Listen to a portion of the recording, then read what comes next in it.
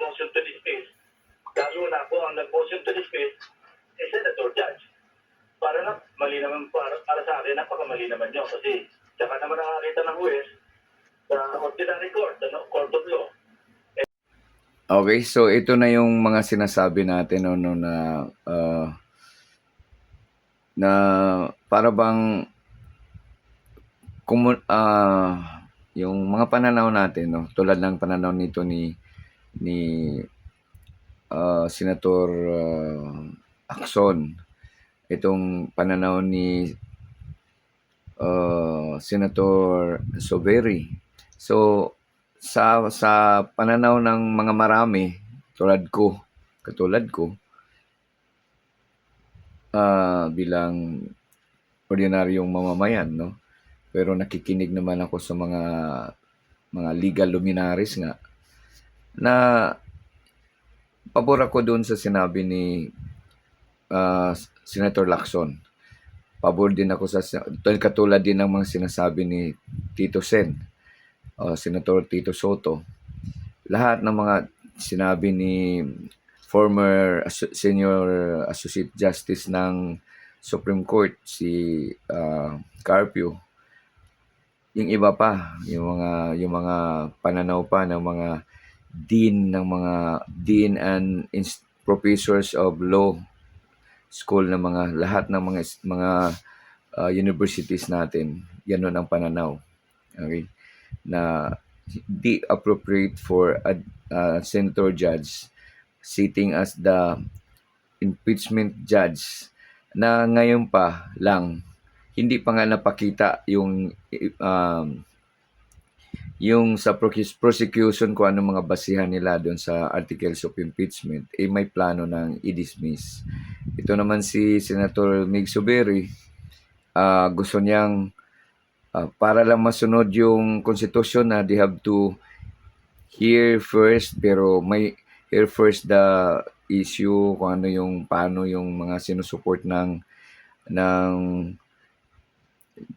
prosecution. Pero nagbanggit naman siya ngayon na witch hunt daw. Isabihin basta kung saan lang namulot itong itong prosecutor para lang mayroong may kaso.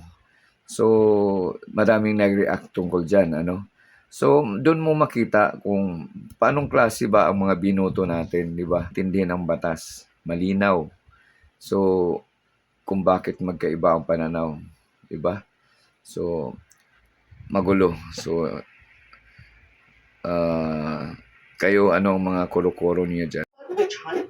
Kung walang basehan. Pwede yung siguro doon sa mga ginawa nila sa akin na the past administration, kinasuhan ako ng mga trumped up bogus charges. Yun, yung witch hunt, kangaroo hearing, remember that? The Justice Committee hearing dito sa House of Representatives, although sinusubukan kong kalimutan na yun, especially so that I'm the member now of the House. So, ang ibig sabihin ng witch hunt, walang batayan. Para lang mangharas, para lang i-persecute ka. Yun ang ibig sabihin ng witch hunt, which is far from the very characteristics of this impeachment trial. So sana they avoid mga ganyan mga comments which exhibit their personal biases with respect to the impeachment issues. Thank you. Speak for administration na may Senate resolution urging the return of former President Rodrigo Duterte from ICC detention. Sa tingin ko, political posturing na lang yan kasi wala na ho sa kapangyarihan ng gobyerno natin na pabalikin siya. Kasi yung isang international tribunal, which is the ICC, with competent jurisdiction over the alleged crimes, the crimes against humanity, at nakuha na nga siya, kasi na-aresto nga siya, legally, validly, ay nandun na sa kanila. Hindi na nila yan pakikinggan kung ano man yung mga sasabihin ng mga domestic authorities nila. They can take note of those, but they cannot grant. Hindi nila pwedeng pagbigyan yung mga ganyan mga usapin na pabalikin nyo na. May proseso. Diba? Meron silang pending application for interim request, interim release.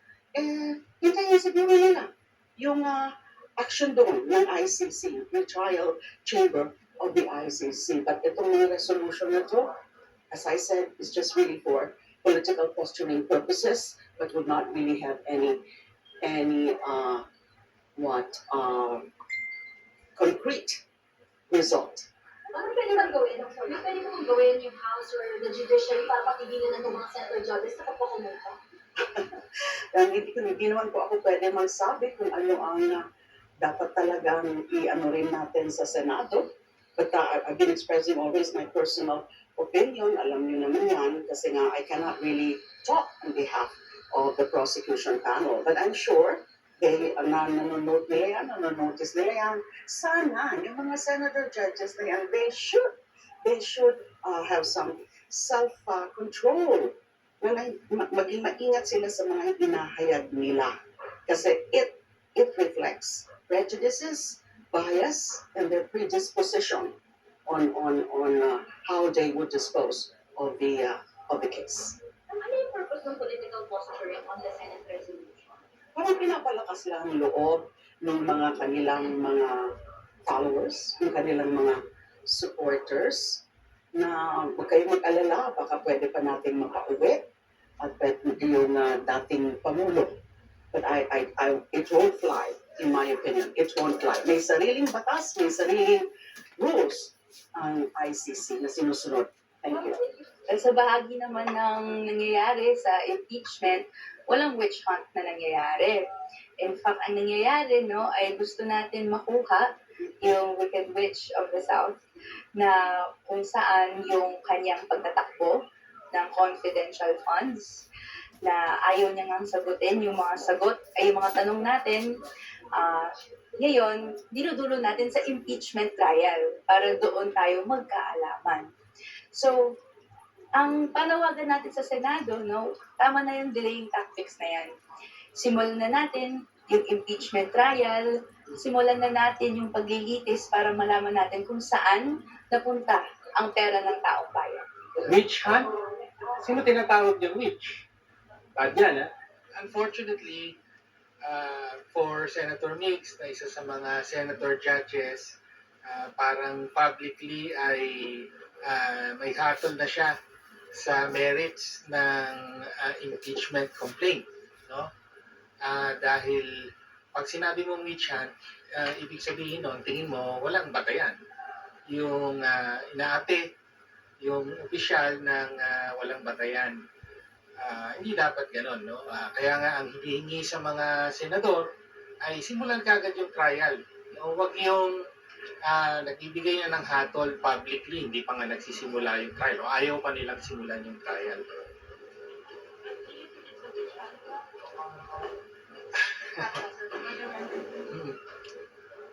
Well, as one of the complainants of one of the complaints, no, obviously, matibay ang batayan.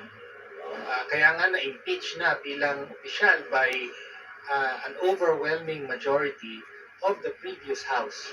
So, malinaw na may malakas na batayan para sa impeachment ni Vice President Duterte. Unang-una na, yung hanggang ngayon ay hindi pa rin napapaliwanag na paano ginamit yung 612.5 million in intelligence funds. So, malakas ang batayan para ma-impeach, kaya kailangang simulan kaagad ang trial. Sir, kasi yung nabanggit po niya na gusto lang daw alisin sa pwesto para mapalitan, ano po masasabi nito? Yung parang iniugnay niya po sa politika na. Well, basta may matibay na batayan, kailangan managot ang opisyal, sino man siya. At maging contender man siya for 2028, kung may sabit sa paggamit ng pondo ng publiko, kailangan managot. So, as early as now, nakakakita kayo na mas tumitigil effort para po i-dismiss yung impeachment case against the Vice President para hindi mailabas yung mga sinasabi ng mga batayan at ebidensya sa mga aligasyon laban sa Vice President. Pakiulit ko first part kita. Yung mga efforts to dismiss outright yung impeachment case, mas tumitindi dahil may mga public statements ng mga senator judge, katulad po ni Senator Zubiri na parang witch hunt na raw po itong impeachment case. Yun nga ang nakakadismaya, no, na paparaming bilang ng mga senador sa pangunguna na ng dating Senate President ng nakaraang Kongreso na parang nagpapahiwatig na gusto nang i-dismiss o di kaya sa unang araw ng bagong Kongreso, ang unang i-agenda kagad ay itutuloy pa ba o hindi yung impeachment trial. Samantalang malinaw na malinaw sa naatas ng konstitusyon na ang tungkulin ng Senado ay litisin. So simulan na ang trial, hindi pagdebatihan kung dapat ba ituloy pa ito o hindi. That's not even an option. Pero mukhang hinahanda na ang publiko sa ganitong posibilidad. Kaya nga, panawagan natin sa mga kababayan natin, huwag tayong pumayag. Hindi katanggap-tanggap ito at iparamdam natin sa mga senador, no, hindi lang yung impeached official, in this case si Vice President Duterte, ang on trial. Pati yung mga senator judges ay on trial. Yun ang ibig sabihin na political process ang impeachment. No? Pati yung mga senator judges, sila mismo, kayo ay on trial. Sir, reaction ang sa Senate resolution seeking for the immediate return daw ng dating Pangulong Duterte. Well, malinaw, no? Ang mga nag-file nito, yung mga tinatawag na members ng Duterte Bloc sa Senado. So, siguro ang pangunahing layunin nito ay unfortunately panatiling buhay yung pantasya na makakalaya o makakabalik kagyat si dating Pangulong Duterte nang hindi dumadaan sa paglilitis sa ICC. So, ilusyon na ito, no? Pero tila gustong panatiliin yung ganitong ilusyon para mapanatili yung support ng mga followers o taga-suporta ni Duterte, ng mga Duterte.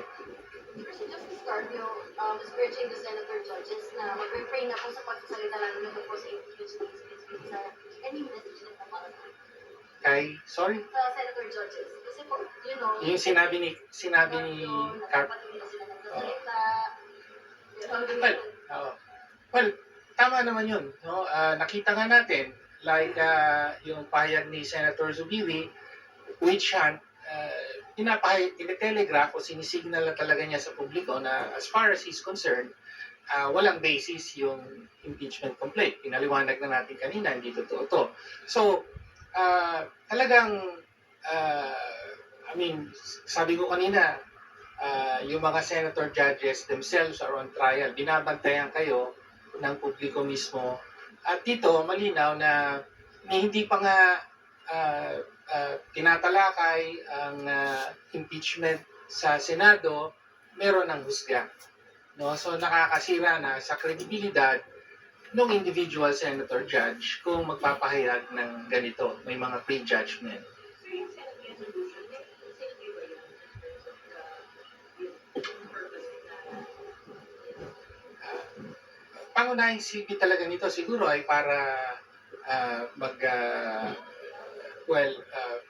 para sa mga taga-suporta nila, no, para mabigyan ng assurance na itutuloy nila yung panawagan kahit kung magpapakatotoo tayo, real talk ika nga, hindi naman mangyayari yon yung kagyat na maibalik si Pangulong Duterte dahil nga seryoso ang mga kasong nakasampa sa kanya, yung crimes against humanity, particularly murder, kaugnay sa Peking drug war, malakas ang ebidensya, kaya hindi basta-basta makakakuha ng release, lalo pa yung pagpapabalik dito sa Pilipinas.